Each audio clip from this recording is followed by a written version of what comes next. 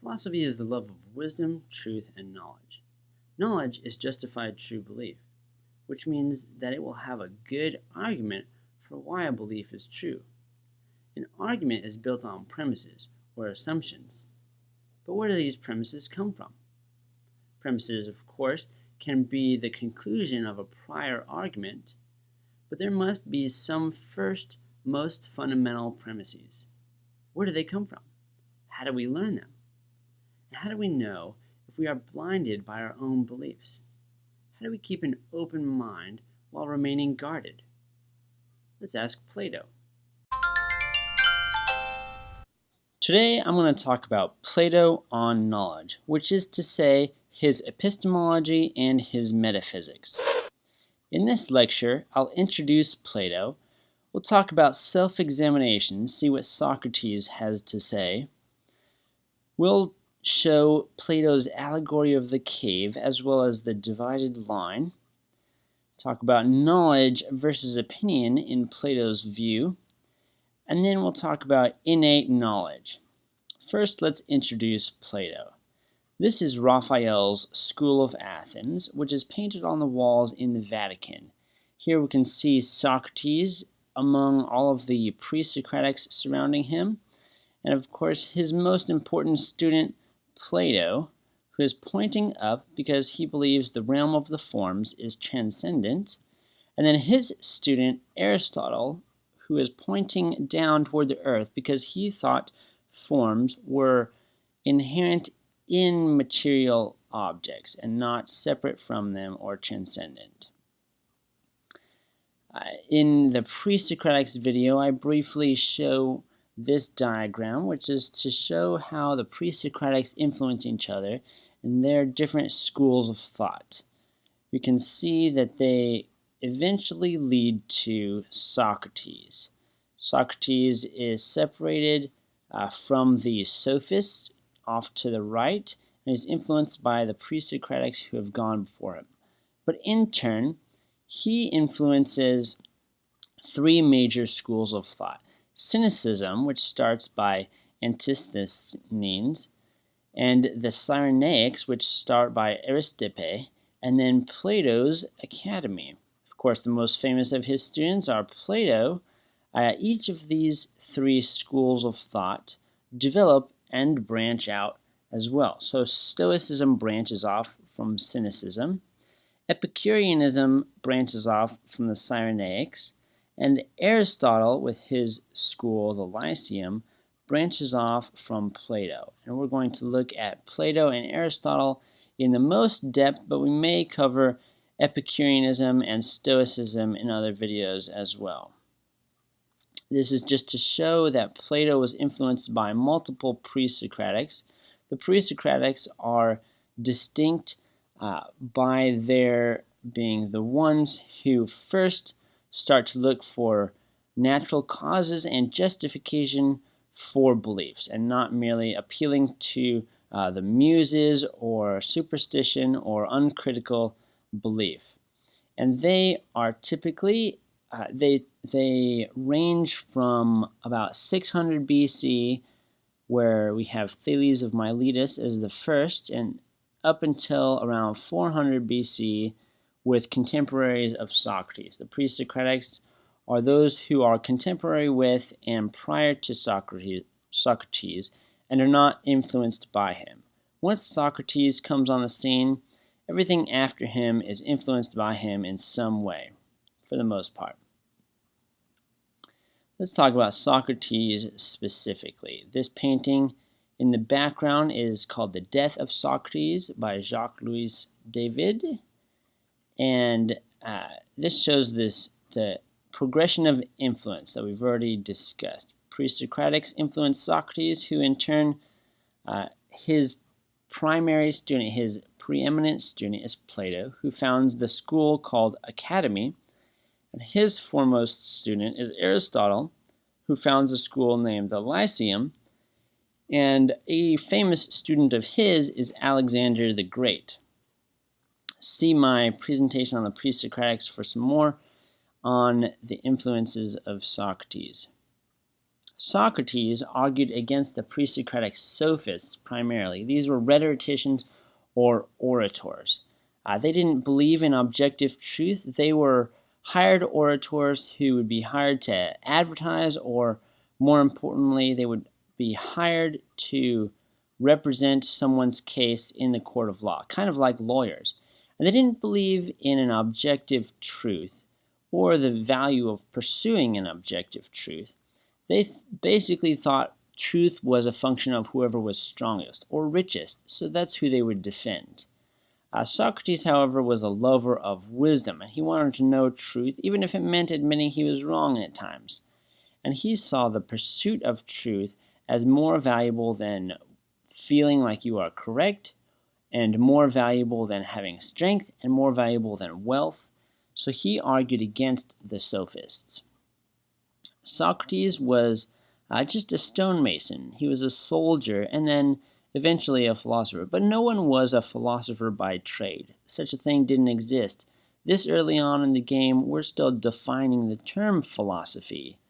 In fact, the term as we know it today, philosophy, stems from Socrates and his contemporaries and those who come immediately after him. No one is a career philosopher until perhaps the Middle Ages, as we have career theologians arising. But even so, they're theologians primarily, and they may do some philosophy along the way. But you do not have someone who is specifically and primarily hired for a career in philosophy until Immanuel Kant in the Enlightenment. Of course, at the time of Socrates, you have people studying law, and they often study philosophy as well. But again, this early on in the game, we're still trying to define this distinct field of study in science as separate from other fields of study. Now, Socrates often exhibits what has been called the Socratic method or Socratic dialogue, which is to say that when he is conversing with someone, he will, instead of just having a long monologue explaining his ideas, he will have a conversation, a back and forth, asking questions primarily rather than giving answers. And in asking certain specific questions of people, he will help lead their thoughts and show them the errors of their own thinking, and together hopefully approach the truth. So this is a dialogue, and dialogue was important during this time, especially since one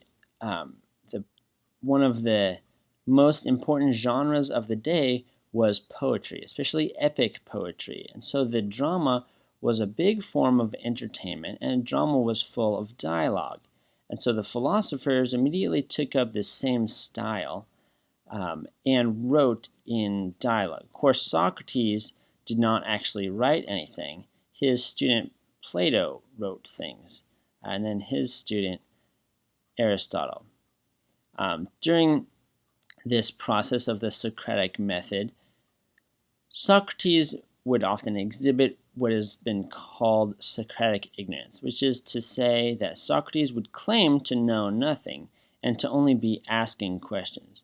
Of course, it's debatable whether that is sort of a pretentious facade of ignorance in order to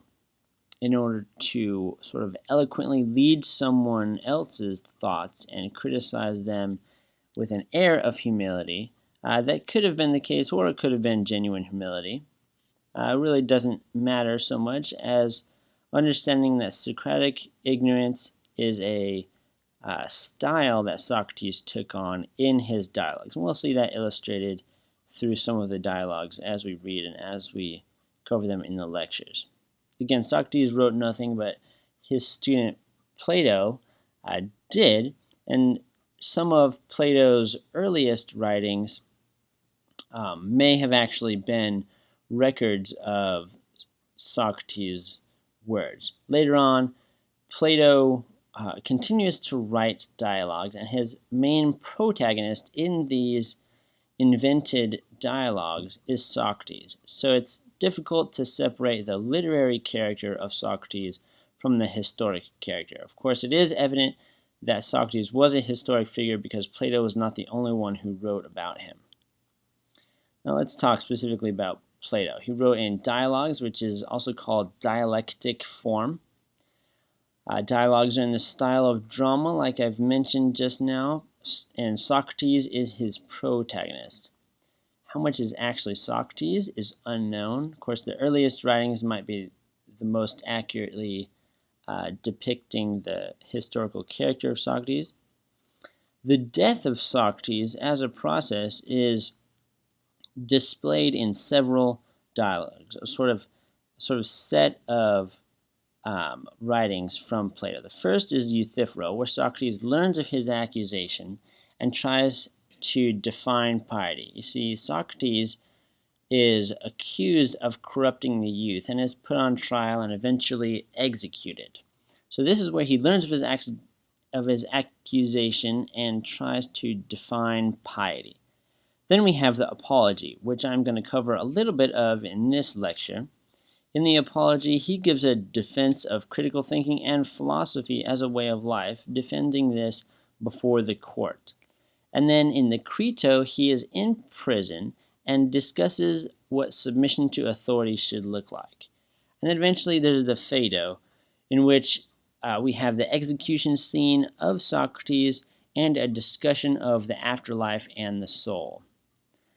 Another very important piece by Plato is the Republic, which discusses the nature of justice. We're going to talk about knowledge and opinion and the allegory of the cave from excerpts from the Republic. Of course, Plato wrote many other things, one of which is the Meno, which we will also discuss later on in this lecture as we talk about innate knowledge.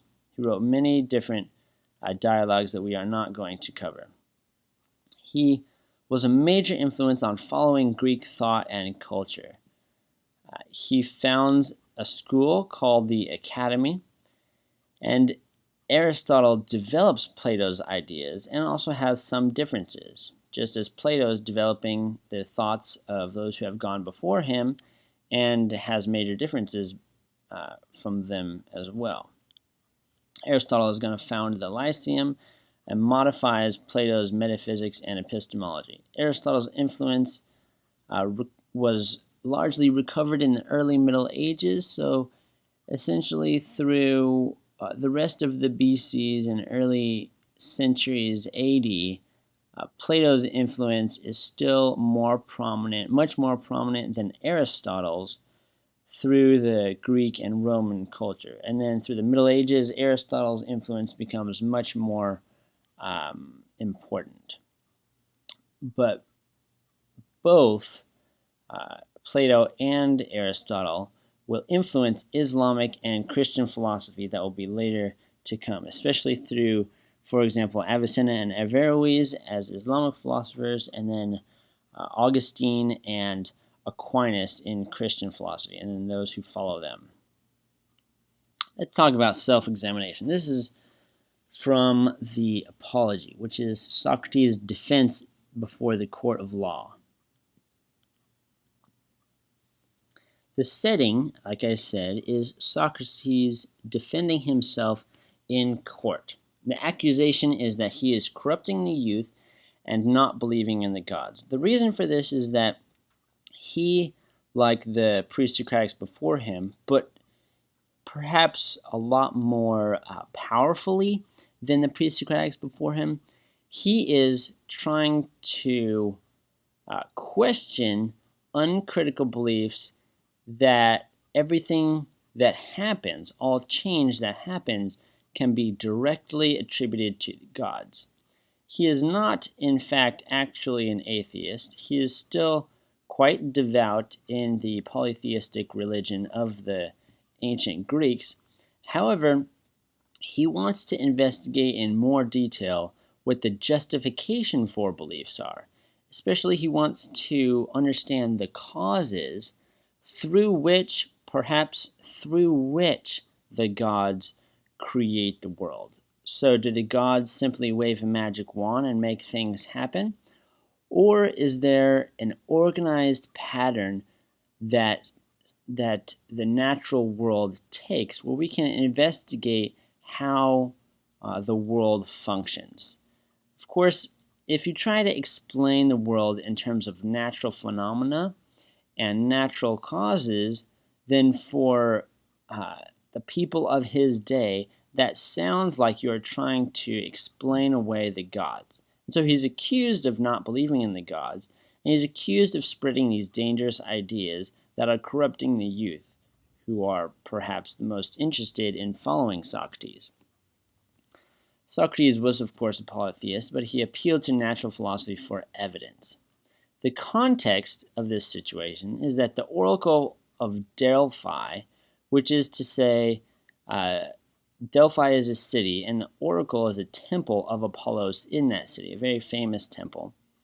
And prophecies are given by prophetesses in the oracle of Delphi. So the oracle said to a friend of Socrates that nobody is wiser than Socrates. So Socrates took this as a sort of commissioning, that a sort of challenge to go find wisdom and to go find someone that was more wise than him. So he began interviewing wise people in Athens in order to find out if there was wisdom that he did not know. So he starts to use the Socratic method. He claims ignorance because Socrates did not claim to be wise. He claims ignorance and questions people with their uncritical beliefs. He will show people just through his questions how their beliefs are contradictory, and he will show their lack of wisdom. As a result, he offended people who sought to silence him. So Socrates eventually concludes not so much that there are people who are also wise, but less wise than he. What he ends up concluding is that nobody in Athens is wise at all, including himself, Socrates, but at least Socrates knows that he is not wise. And so that makes him, so that means that nobody is wiser than Socrates. That's what Socrates' conclusion is. Just to give an illustration, here's a small excerpt from the Apology. Socrates says, "When I examined this man," this is when he starts to question different people in Athens to try to find out if someone has wisdom. "When I examined this man, my experience was something like this. I thought that he appeared wise to many people and especially to himself, but he was not. Then I tried to show him that he thought himself wise, but that he was not. As a result, he came to dislike me, and so did many of the bystanders. So I withdrew and thought to myself, I am wiser than this man. It is likely that neither of us knows anything worthwhile, but he thinks he knows something when he does not. Whereas when I do not know, neither do I think I know. So I am likely to be wiser than he who to this small extent that I do not think I know what I do not know. After this I approached another man, one of those thought to be wiser than he. And I thought the same thing, and so I came to be disliked both by him and many others." So Socrates is sentenced to death for corrupting youth. His defense is that if you love truth, you'll seek it in self-examination and critical thinking, not willful ignorance and uncritical belief. Socrates said, "I say that it is the greatest good for a man to discuss virtue every day and those other things about which you hear me conversing and testing myself and others, for the unexamined life is not worth living." That is a famous line right there. The unexamined life is not worth living. That's to say that in order to have a valuable, meaningful life, you're going to have to examine your beliefs. If all your beliefs are uncritical, If all you have is opinion and you do not have justification for your belief, then all you are is opinionated, and you do not have meaningful, valuable knowledge. And to have the most worthwhile, worthy, valuable, meaningful life, you must have knowledge. And knowledge includes being aware of why something is truth, the critical belief that includes justification for why something is true. This is true knowledge, and having this knowledge is the goal, according to Socrates. So if you live the unexamined life, that is not worthy of living. And we'll see further as we talk about the difference between knowledge and opinion in Plato, how this is fleshed out.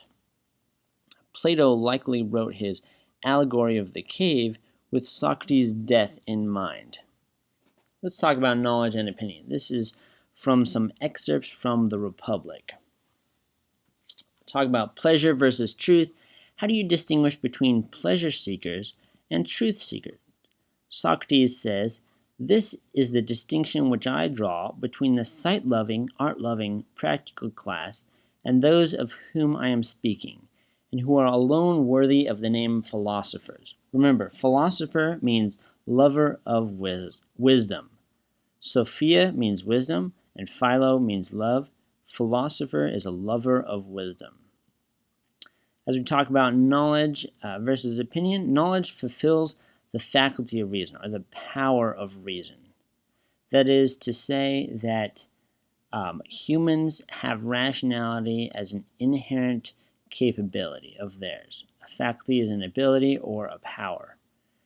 It's similar to potential. Potential is something that will be fulfilled or actualized or perfected. Actual is similar to the idea of action or completion or fulfillment or perfection. So we are born with an ability, the potential to use reason. However, that does not mean that we actually do use our reason. That does not mean that we actually perfect our reason.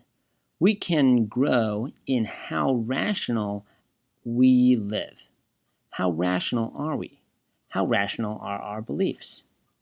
Are our beliefs completely uncritical and irrational, or are they very rational?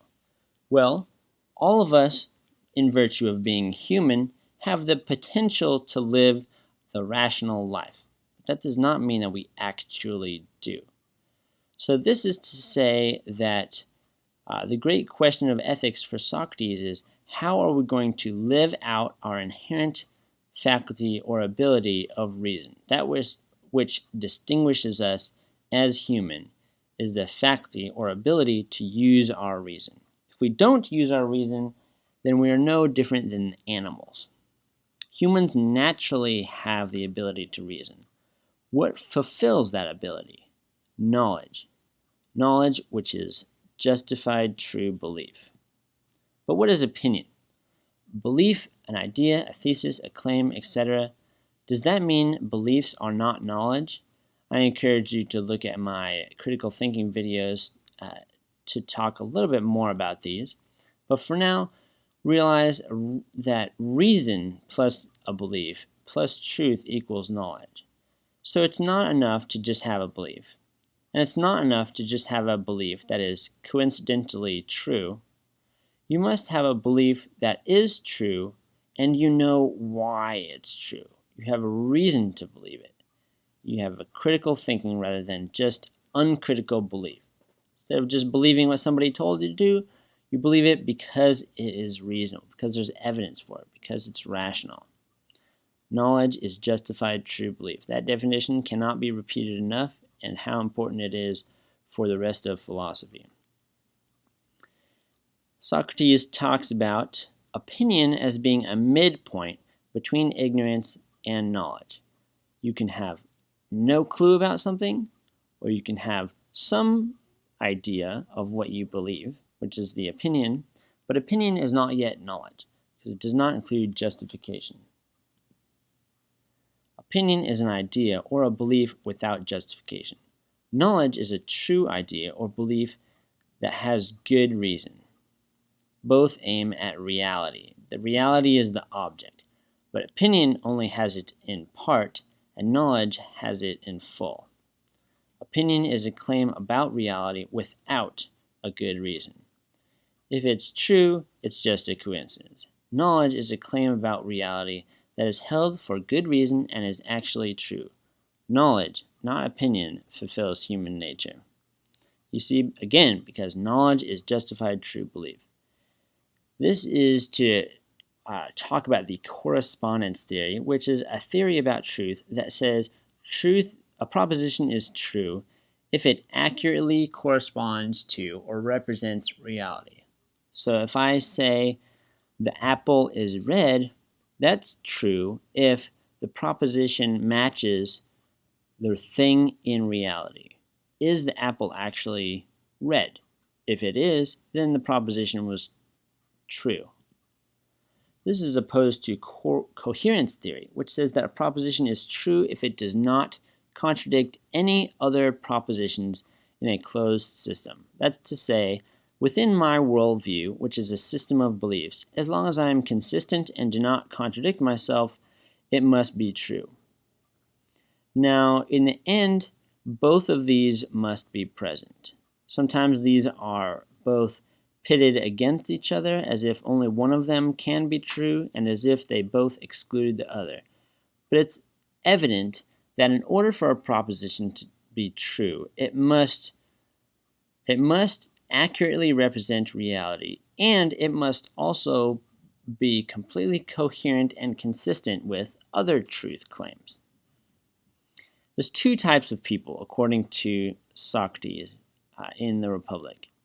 First are people who are content with opinion and pursue pleasure instead of wisdom. Socrates says, "The lovers of sounds and sights," I replied, "are, as I conceive, fond of fine tones and colors and forms and all the artificial products that are made out of them, but their mind is incapable of seeing or loving absolute beauty."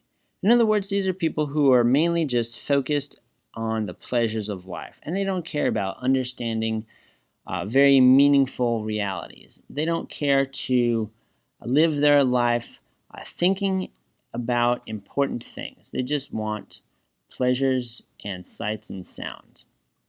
Seek pleasure and not wisdom. They're not lovers of wisdom, they're lovers of pleasure. Socrates says, "Reflect. Is not the dreamer, sleeping or waking, one who puts the copy in the place of the real object?" In other words, the pleasure seeker is one who seeks the pleasure or the thing which is immediate and not profound or important, seeks that instead of the real object of importance. Glaucon, who is the conversation partner and sophist Socrates is arguing against, says, "I should certainly say that such a one is dreaming." He concedes Socrates' point, which is to say, instead of knowing reality and seeing reality, the pleasure seeker is content with the uncritical satisfaction of immediate pleasures. The second type of person is the one who asks, "Is what I believe reasonable?" Socrates says, "But take the case of the other, who recognizes the existence of absolute beauty and is able to distinguish the idea from the objects which participate in the idea, neither putting the objects in the place of the idea, nor the idea in the place of the objects. Is he a dreamer or is he awake?" Glaucon says he is awake. Socrates responds, "And may we not say that the mind of the one who knows has knowledge, and that the mind of the other who opines only has opinion?" Certainly. This is to say that the philosopher is not satisfied with just pleasures. Pleasures are good, but really he wants to know what causes pleasure. What pleasures should I pursue? What is the thing that is in common with all of the good pleasures? This more universal, abstract, profound knowledge that we might call beauty. Let's understand these more profound things and investigate them instead, because knowledge of the truth will lead to the more fulfilled, meaningful, happy life of human flourishing. We do not typically say that a person who is completely satisfied in immediate pleasures and never thinks of profound things and never invests in important, meaningful things. This kind of person, this pleasure seeker, this one who opines, does not live a very meaningful life. They may have a quantity of pleasures, but this kind of person is not characterized by a love of wisdom, love of truth, the pursuit of a meaningful life, and influencing others to have a meaningful life. So how do you gain knowledge? When two people have different opinions, who's right? When an opinion rightly describes reality, it's right. That's the correspondence theory. When it doesn't, it's wrong. How do we know if it's right or wrong? We investigate the reason for the claim. The opinion with the best reason is more likely true. Who are you to say who is right and wrong? You are a rational being. Since all opinion aims at reality, you can see for yourself whether an opinion is correct. I want to say real quick that I encourage you to watch my critical thinking videos, which talk about investigating the justification for belief, as well as my video on objectivism versus relativism, which also asks, who are you to say what's right and wrong?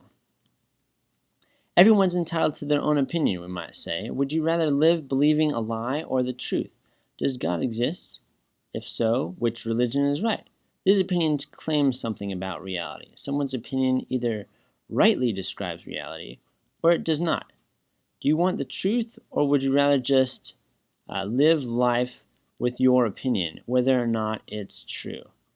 If yes, you're just content with your own opinion, then you are what Socrates called a dreamer, living in the world of make-believe. We'll see this illustrated in the allegory of the cave. You're a dreamer, content with a world of make-believe, beliefs that are not correct and have no justification. If you do want the truth, then you love wisdom. Socrates would call you a philosopher. Will you pursue truth even if it means admitting you are wrong? Socrates says that it is better to have truth and admit you are wrong than to think you are right when you are not. Ignorance is not bliss. Knowledge of truth is bliss. Now let's look at the Gettier problems. These were proposed in 1963 by Edmund Gettier as challenges to the definition of knowledge as justified true belief. He proposed two major illustrations as challenges, and I'm only going to go over one of them. Suppose that Smith and Jones have applied for a certain job, and suppose that Smith has strong evidence for the following proposition. Jones is the man who will get the job, and Jones has 10 coins in his pocket. Smith's evidence for this proposition might be that the president for the company assured him that Jones would, in the end, be selected, and that he, Smith, had counted the coins in Jones's pocket 10 minutes ago. The key proposition entails that the man who will get the job has 10 coins in his pocket. Smith is clearly justified in believing that this proposition is true. But imagine further that unknown to Smith, he himself and not Jones will get the job. And also unknown to Smith, he himself has 10 coins in his pocket. The proposition is then true, though the premise from which Smith inferred the proposition is false. Smith believes that the proposition is true, and Smith is justified in believing that it is true. But it is equally clear that Smith does not know that the proposition is true, for the proposition is true in virtue of the number of coins in Smith's pocket, while Smith does not know how many coins are in Smith's pocket, and bases his belief in the proposition on a count of the coins in Jones's pocket, whom he falsely believes to be the man who will get the job. In summary, Smith is right by coincidence. He has justification for his belief, and it turned out to be true. With justified true belief, doesn't he have knowledge? Seems like he would have knowledge with justified true belief. Well, here's a simple solution.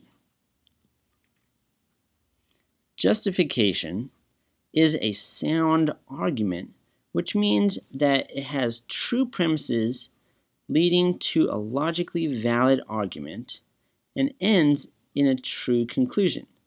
Smith may have a reason for his belief, but Smith's justification had false premises and an invalid argument.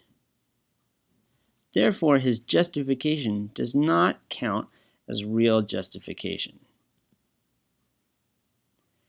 It is not proper justification. It is merely an equivocation on the word justification. Therefore, he does not have knowledge. He has true belief that is coincidentally true, but the justification that he has is not for the proper belief. It is an improper justification for that belief and its truth. Now let's get into Plato's famous allegory of the cave. Now, it's presented in the Republic as first presenting his divided line and then presenting his allegory of the cave. However, I'm going to present them in reverse order. I think it'll be simpler for the context in which we are teaching this. After explaining his theory of the divided line, Socrates says, "Next I shall compare the effect of education and of the lack of it on our nature to an experience like this. Imagine human beings living in an underground cave-like dwelling, with an entrance a long way up, which is both open to the light and as wide as the cave itself. They've been there since childhood, fixed in the same place with their necks and legs fettered, able to see only in front of them, because their bonds prevent them from turning their heads around. Light is provided by a fire burning far above and behind them. Also behind them, but on a higher ground, there is a path stretching between them and the fire. Imagine that along this path a low wall has been built, like the screen in front of puppeteers above which they show their puppets. Then also imagine that there are people along the wall carrying all kinds of artifacts that project above it. Statues of people and other animals made out of stone, wood, and every material. And as you'd expect, some of the carriers are talking and some are silent." At this point, I will depart from the reading and summarize the story. So, all that the prisoners have ever seen or known as reality are the shadows that lie before them. So, all of their thoughts and communication refer to these shadows. Then one of the prisoners gets free, stands up and turns around, sees the fire, and his eyes are immediately shocked and pained by the light of the fire.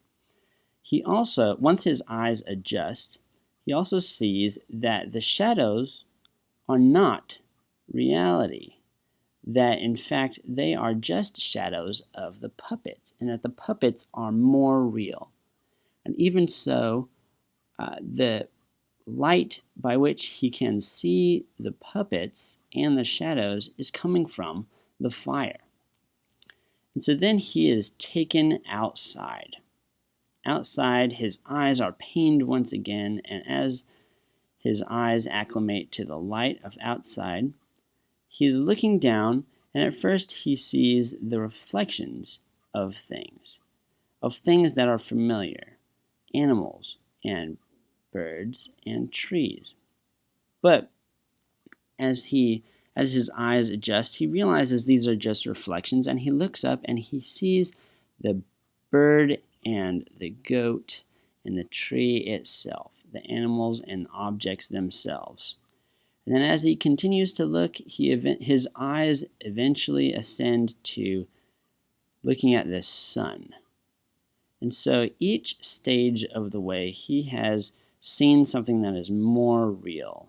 These objects out here are more real than their reflections, which are more real than the puppets, which are more real than the shadows down in the cave. Also, the sun is something more real than the fire down in the cave. So he has transcended and has gained some enlightenment, has gained some knowledge of the sun. But now he decides to go turn around, and so he has changed. Something has changed about him. So we have him change colors here. So he decides to go back down and tell his friends. Now when he goes back down, his eyes have to adjust again. And at first, entering back down into this realm of ignorance, so to speak, his eyes have to adjust. And at first he is blind. He tries to tell his friends that the shadows are not real. Instead, he tries to describe the reality outside of the cave. Of course, they have no categories in their minds. They have no point of reference to be able to understand what he's talking about. So they say that the shadows are real and that his new ideas are wrong, because they say that his ideas do not make sense of the reality that they see. And so they argue against him and say that he is wrong. Not only this, but they say that his ideas are dangerous and that he must not speak of these things because he is speaking of falsehoods that are going to corrupt people. And so eventually they decide that he is worthy of death because his ideas need to be silenced. Now, what's the purpose of this illustration, this allegory of the cave? Well, first is critical thinking, but also the divided line theory, to illustrate the divided line theory. In terms of critical thinking, you should ask yourself, which person are you? Are you the person who has stubborn, uncritical belief? Or are you the lover of wisdom, the critical thinker, the person who has the knowledge? How do you know which one you have? Because you think that you're right, but are you right because you're stubborn, or are you right because you actually do have knowledge? And how do you know if you have knowledge or if you're blinded by your own opinion? All new ideas are initially uncomfortable and sound strange. So if you think that you are right about something, that your belief is correct, and somebody comes to you and proposes a new idea that's totally different, of course it's going to sound uncomfortable and strange because it does not seem like it makes sense of reality. When you reject an idea, how do you know if you are the stubborn prisoner or the learning critical thinker? Are you humble enough to admit that you're wrong? Are you honest enough to entertain a thought without accepting it? That's a quote from Aristotle. When the two ideas conflict, investigate which one has the best reasons or justification. When you and someone else, a friend, a family member, or something that you read online or in a book, you have a different idea than this other person.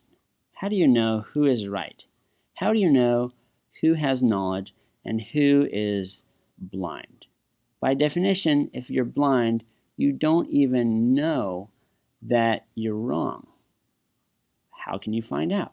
How can you get out of that ignorance? Well, you need to investigate which of these ideas has the best reasons or justification, because knowledge is justified true belief.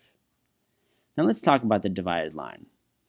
Here's a general picture of it as it's explained by Aristotle. It applies both to metaphysics and to epistemology, those categories above the top. The most important division is that this is a vertical line which is divided into an upper portion and a lower portion. The upper portion is the intelligible realm, and the lower portion is the visible or sensible realm. These are two different realms here. The material world is below in that visible realm, and the intelligible realm is above the line. So it's primarily focused on metaphysics. There's a visible realm and an intelligible realm.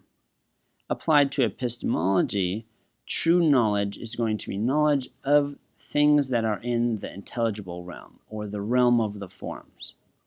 An opinion is going to be when you are just satisfied with the things that you can touch and see, and you're not willing to do the abstract thinking.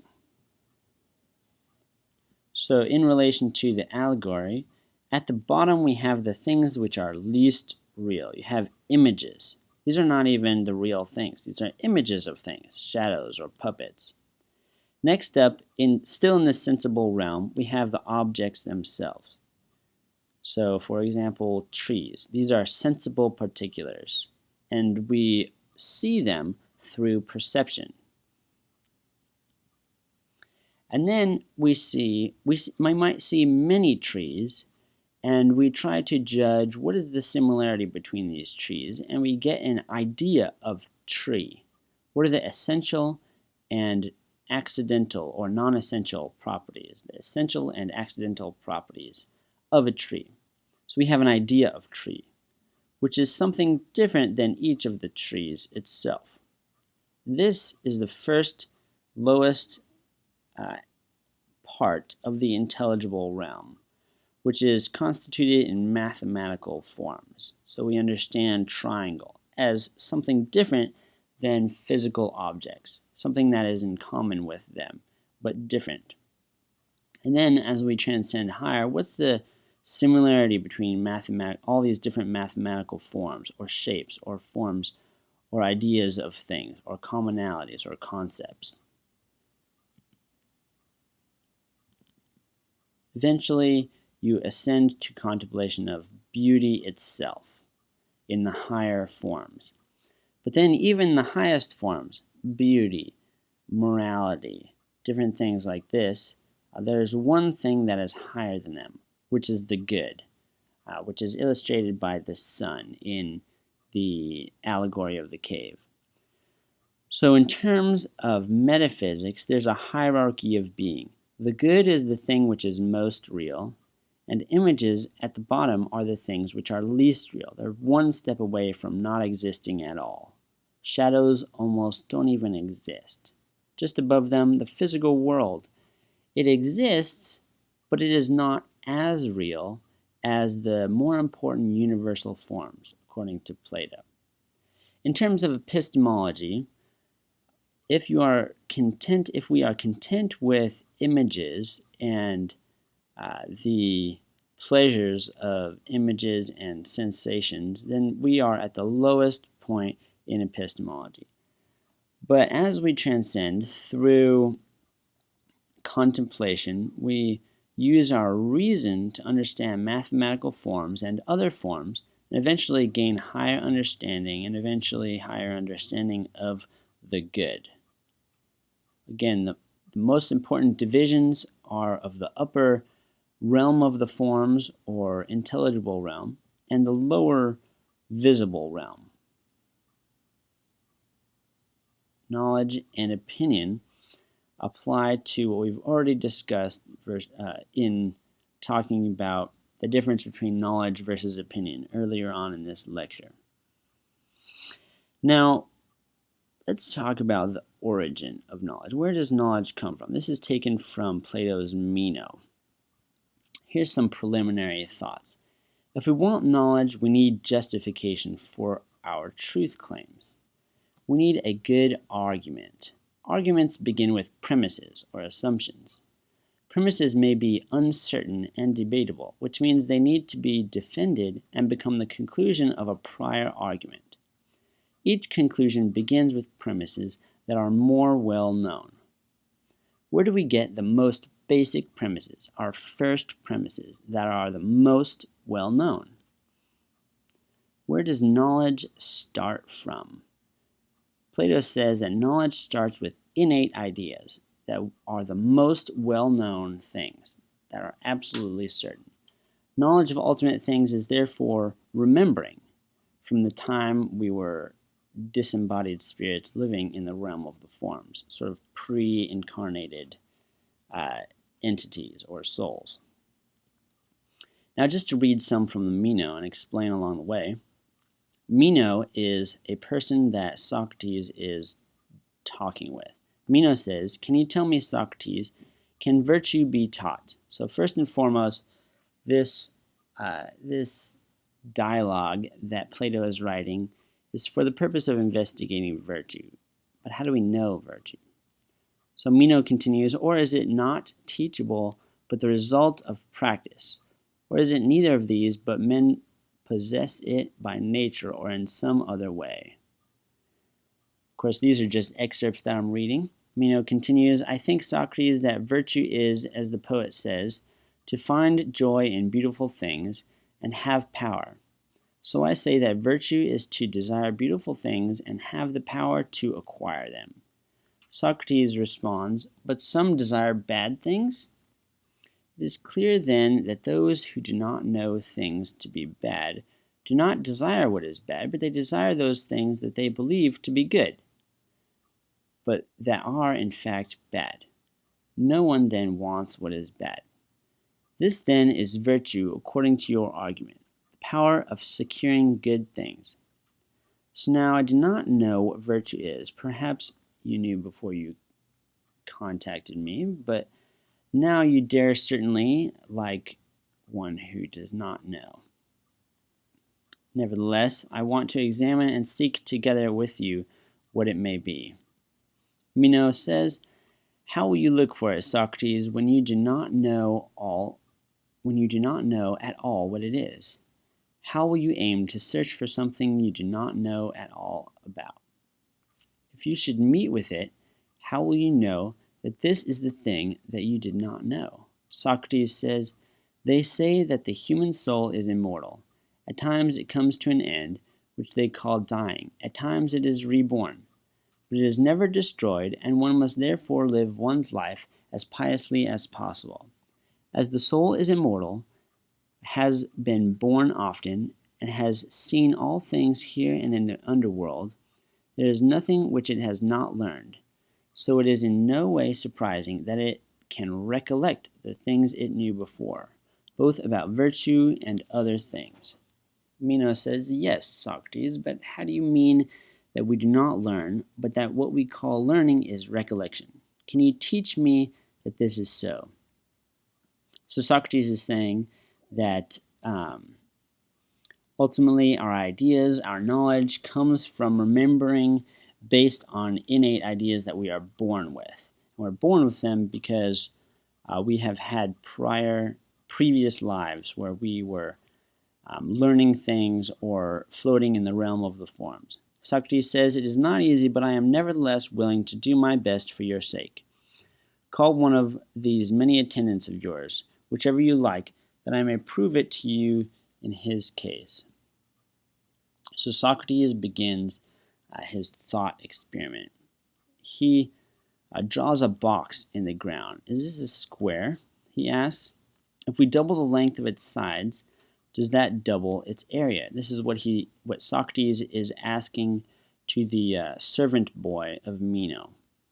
Socrates uses only questions to lead the boy through deductively figuring out the geometrical attributes of a square, a triangle, and their respective areas.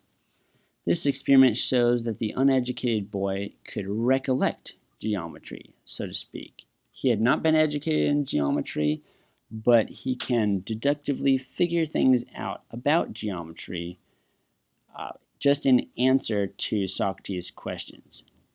Now I want to make a special note about a few different philosophers. Aristotle talks much about combining deduction and induction, and you might want to look at a video that I have on him as well to see how they relate to each other. Also, John Locke, contrary to Aristotle and Plato, says that we are born with no knowledge. We're a blank slate with tabula rasa is the Latin for blank slate. And we learn everything from observation. Just kind of remember that on the side. To modern ears, it may sound like Socrates' idea is a stretch to say that we remember from a past life. Yet Socrates seems to point out, at least, that in order to learn anything, we must rely on some innate assumptions that we are born already knowing. What are some things we are born knowing? Can you think of a few? Maybe how to eat, or how to cry, or how to suck. A baby has these kind of innate pieces of knowledge. Maybe how to learn from observation. Babies learn how to crawl, how to eventually how to talk. They can learn from observation. What else are we born knowing? Here's some other considerations to think about. How does observation relate to innate knowledge? Right? Aristotle and John Locke have different answers than Plato. How does observation relate to knowledge that we're born with? How do we know how to do induction, which is observation, and deduction? How do we know how to do those things? Lastly, let's do the write-up related to the allegory of the cave. Have you changed your mind on a big topic? If so, why? Perhaps some examples might be religion, or a political party, or some sort of issue in politics, or a career change, or relationship. Just jot down some idea where you've changed your mind. Then explain a time when you thought you knew what was right, but you were actually in the dark. What changed? How did you learn that you were wrong? When we are the chained prisoner, how do we ensure that we are willing to listen to strange new ideas instead of rejecting them? Next, when we are the freed prisoner, how do we convince other people who are blind to their own ignorance that we have the truth? How do we know whether we have knowledge or mere opinion?